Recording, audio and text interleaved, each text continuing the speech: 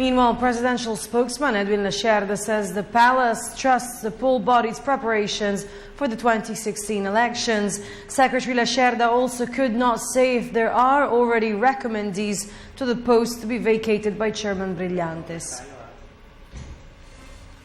Magre-retire si Chairman Brillantes, but the work, may institutional memory yung COMELEC dahil nandoon yung mga ibang COMELEC commissioners. So, hindi ho naman maantala ang pag-conduct ng and pag-supervise ng elections. Because there are other commissioners who are also present and who are not retiring, I think, before 2016.